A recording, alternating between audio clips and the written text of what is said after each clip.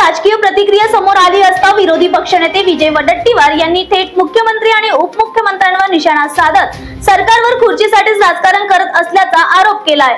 अवेळी पावसाने शेतकरी संकटात असताना सरकार मदतीसाठी कुठेही दिसत नाही असा सवाल वडेट्टीवार यांनी केला आहे।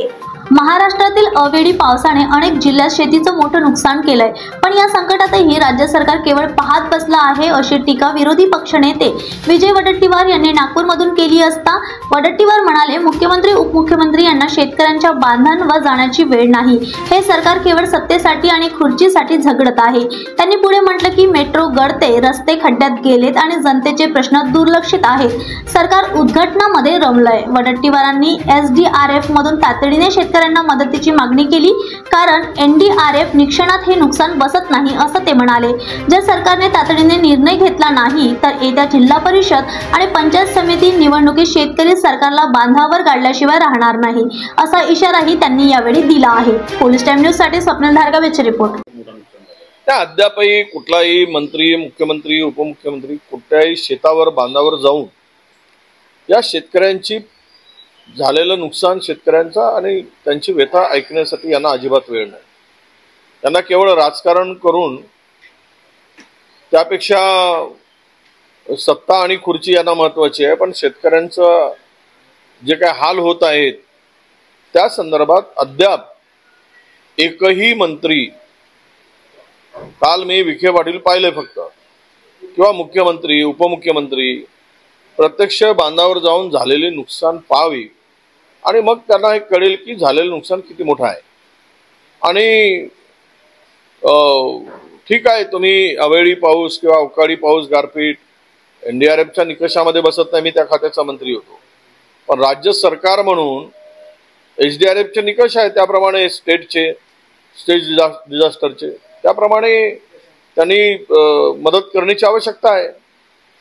आणि तुम्ही केवळ तोंडाला पानं पुसण्याचं काम आम्ही हे करतो ते करतो सांगण्यापेक्षा आणि बडाया मारण्यापेक्षा प्रत्यक्ष जा आणि बघा आणि शेतकऱ्याला मदत करा। नाहीतर तुम्हाला शेतकरी या जिल्हा परिषद, नगर परिषद, पंचायत समितीला तुम्हाला बांधावर गाडल्याशिवाय राहणार नाही, हे लक्षात ठेवलं पाहिजे या सरकारने। थोडी शेतकऱ्यांची कीव नाही यांना। इतकं मोठं संकट आलं असताना सुद्धा त्यांना मदतीची घोषणा नाही। थातूर मातूर पंचनामे केले जात आहेत। धान उत्पादक शेतकरी पूर्णतः कोळप झाला आहे। पूर्ण रब्बी पिकाचं सर्व धान अजूनही खरेदी केंद्र सुरू केले नाही, त्यांना परवानगी नाही। आम्ही सातत्यानं मागणी करतो पण त्याकडे दुर्लक्ष आहे। काय करताय सरकार? कुठे आहे सरकार? काय कळत नाही की महाराष्ट्रामध्ये हे महायुतीचं सरकार आहे म्हणून सांगतात, सरकारच आम्हाला दिसत नाही। लोकांच्या संकटाच्या वेळेस मुंबई एवढी मोठी तुंबली पहिल्याच पावसात, ज्याचं उद्घाटन झालं होतं मेट्रोचं, तिकडे ती मेट्रो पूर्णतः संपूर्ण निकृष्ट दर्जाचं बांधकाम म्हणून बांधकाम झाल्याचं लक्षात आलं, पूर्ण गळत होती। नवीन पूर्ण मेट्रोची ऐशी तैशी त्या ठिकाणी झालेली सगळ्यांना दिसली। म्हणजे पूर्ण बोगस कामं आणि वरून उद्घाटन, हे सगळं पाहिल्यानंतर उद्घाटनाच्या पलीकडे या सरकारला काही दिसत नाही। ना शेतकरी दिसतोय, ना बेरोजगार दिसतोय, ना महागाई दिसते या सरकारला। हे सरकार आहे कुठे? तर सरकार अस्तित्वात नसल्यासारखी परिस्थिती महाराष्ट्रात आहे।